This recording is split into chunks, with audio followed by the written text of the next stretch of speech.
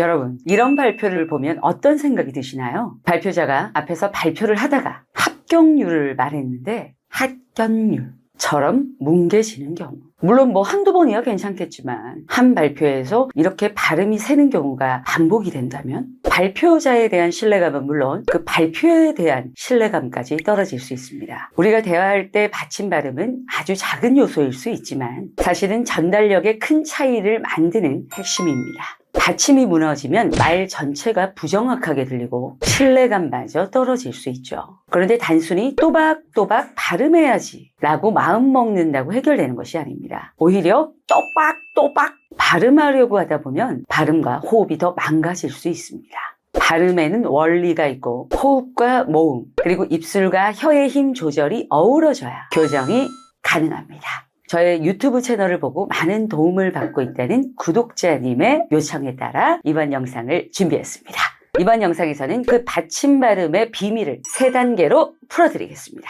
민지 나이스. 첫 번째, 받침 발음은 자음이다 라는 소리의 본질을 이해하는 것입니다. 먼저 받침이 어떤 존재인지부터 이해해야 합니다. 받침은 음절 마지막에 오는 모음인가요? 자음인가요? 네, 바로 자음입니다. 당연한 것을 제가 이렇게 갑자기 질문을 했죠. 바로 잘 답하시는 분들은 없어요. 어머니가 있어야 아들이 있고 아들은 결국 어머니에게 의지를 하듯 자음은 기대는 소리입니다. 즉 모음에 기대어 존재하므로 절대로 혼자서는 소리가 날 수 없습니다. 예를 들어 비읍이라는 자음을 단독으로만 발음을 한번 해볼까요? 네, 잘 안 되시죠? 당연합니다. 아니 선생님, 브라고 하면 이게 비읍을 소리 낸 거 아닌가요? 하고 물으실 수도 있는데요. 브는 자음 비읍에 으라고 하는 모음이 결합돼서 나는 소리입니다. 정리하면 자음은 절대 혼자서 날 수 없는 존재다. 일단 알아두시면 됩니다. 여기에 더해 한 가지 규칙을 기억해 주세요. 받침은 실제 발음 시 7개의 대표 소리로만 납니다. 전문 용어로 음절의 끝소리 규칙이라고 합니다. 아니 선생님, 음절의 끝소리 규칙? 아니 말이 왜 이렇게 어려워요? 하실 수 있습니다. 조금 더 쉽게 설명을 드리면 안녕 반가워 라는 문장에서 음절은 안, 영, 반, 가, 워 이렇게 한 글자 한 글자를 말하는 것이고 참고로 어절은 안녕 반가워 이렇게 띄어쓰기를 기준으로 있는 한 뭉치라고 생각하시면 됩니다. 그리고 끝소리는 종성이라고 보시면 됩니다. 그래서 음절의 끝소리 규칙을 우리는 가느다란 물방울로 배운 적이 있을 겁니다. 발음을 할 때 모든 말의 종성 발음은 이 7가지의 자음으로만 발음된다는 것을 기억해 주십시오. 아직 감이 안 오시는 분들을 위해 예시를 들어드리겠습니다. 밖은 받침 발음이 기역으로, 꽃은 받침 발음이 디귿으로, 값은 비읍으로 발음되죠. 이 규칙을 모르면 발음을 또박또박 하려다가 오히려 과장되거나 부자연스러워집니다. 반대로 원리를 알면 어떤 받침이든 자연스럽게 7개의 기본 자음 소리로 정리해서 소리낼 수 있게 됩니다. 두 번째, 모음 발성을 종성까지 이어라입니다. 호흡과 울림을 연결하는 것입니다. 받침 발음이 흐려지는 가장 큰 이유는 모음을 중간에서 끊어버리기 때문입니다. 모음은 한자로 어미모를 씁니다. 그리고 한국어의 모든 모음은 울림 소리입니다. 울림 소리라고 해서 어렵게 생각하실 필요 없습니다. 말 그대로 울림이 있는 소리. 우리 몸속에서 울려 퍼져야 하는 소리죠. 저를 찾아오시는 회원님들 중 적지 않은 분께서 말을 하다가 중간에 호흡이 끊어지면서 모음이 사라져 버립니다. 그러면 받침은 공중에 붕 떠버리고 상대방 귀에는 명확하게 들리지 않습니다. 받침 발음을 또렷하게 하고 싶다면 모음을 끝까지 밀어주셔야 합니다. 복식 호흡으로 배에서부터 호흡을 내밀고 공명 울림을 유지하면서 모음을 끝까지 내주면 그 뒤에 오는 받침이 자동으로 살아납니다. 예를 들어 밤을 발음할 때 바에서 호흡이 꺼져버리면 미음이 흐릿하게 들립니다. 바. 그러나 바 손으로 포물선을 그리면서 해보시면 더 감이 잘 오실 거예요. 바 하듯 모음을 끝까지 열어두면 자연스럽게 미음이 붙으며 정확한 밤이 됩니다.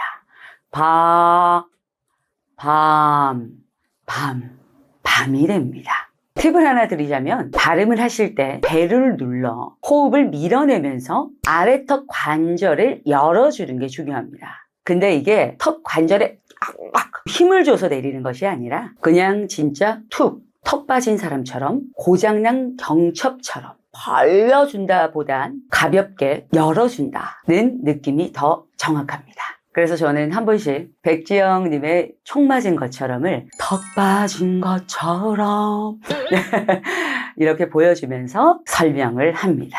아무튼 입이 닫히면 받침은 막힙니다. 받침이 안 된다는 건 사실 모음이 충분히 열리지 않은 경우가 대부분입니다. 받침 전에 있는 모음기를 쭉 열어주신 상태에서 받침을 살포시 얹어보세요. 급하시게 할 필요 없습니다. 처음에는 아주 완전 천천히 해보세요.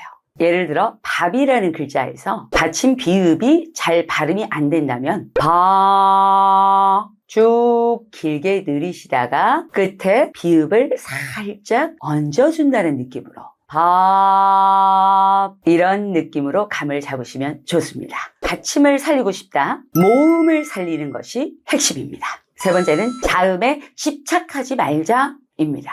힘을 빼야 발음이 살아납니다. 많은 분들이 받침 발음을 살리려고 하면 할수록 혀와 입술에 과한 힘을 줍니다. 그런데 이건 가장 흔한 실수이자 발음을 망치는 원인이 됩니다. 그리고 이건 비단 받침, 종성에만 국한된 것이 아니죠. 말로 고민을 가지고 있는 사람들의 대부분의 고민이자 저의 코칭 방법의 핵심이기도 합니다. 제가 또 왕년에 가수로 활동하지 않았습니까? 노래를 막 그닥 잘하는 것은 아니었지만 이 스피치 강사로 입문을 하면서 모든 발성에 대한 그리고 발음에 대한 것들을 더욱더 체계적으로 공부하고 알게 된 것들이 있습니다. 리딩, 보컬, 연기 등등 목소리를 발사하는 모든 행위는 무조건 몸에 힘이 빠져야 됩니다. 그래야 편안하고 듣기 좋은 소리가 나옵니다. 입술이나 혀에 과도한 힘을 주면 발음이 막히거나 뭉개져서 오히려 더 부정확하게 들립니다. 예를 들어 밥을 발음할 때 입술을 세게 다물면 비읍이 굳어버려 밥이 아니라 처럼 어눌해집니다. 반대로 힘을 빼고 모음을 이어주면 받침은 자연스럽고 포근하게 정확하게 들립니다. 밥.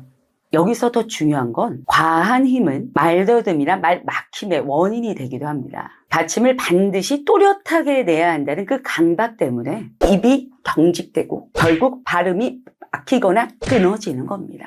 아이 같은 소리가 나는 것도 같은 이유입니다. 받침 발음을 교정할 때 가장 먼저 해야 하는 것은 힘을 빼는 연습입니다. 받침을 찍어야 한다는 생각 대신 모음을 끝까지 이어준다는 마음으로 접근하세요. 그러면 혀와 입술은 자연스럽게 움직이고 소리는 훨씬 선명해집니다.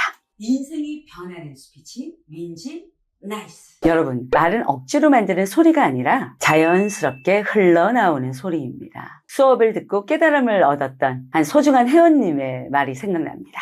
좋은 소리는 내는 것이 아니라 알아서 나오는 것입니다.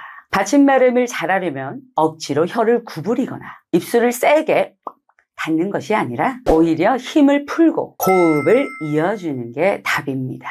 다음번에 스스로 발음을 점검할 때 이렇게 한번 물어보세요. 나는 모음을 끝까지 내고 있나? 나는 입술과 혀에 힘을 빼고 있나? 이 두 가지를 체크하는 것만으로도 발음은 훨씬 선명해집니다. 그리고 무엇보다 발음 교정은 하루아침에 완성되는 것이 아닙니다. 꾸준히 연습해야 몸에 배고 몸에 배워야 말할 때 무의식적으로 나옵니다. 이번 시간에 알려드린 3가지 방법을 반복해서 연습을 해보십시오. 어느 순간 내 발음이 훨씬 또렷해졌네? 하고 느끼실 겁니다. 다음에 더 좋은 내용을 함께 하겠습니다. 오케이, 날씨 최고.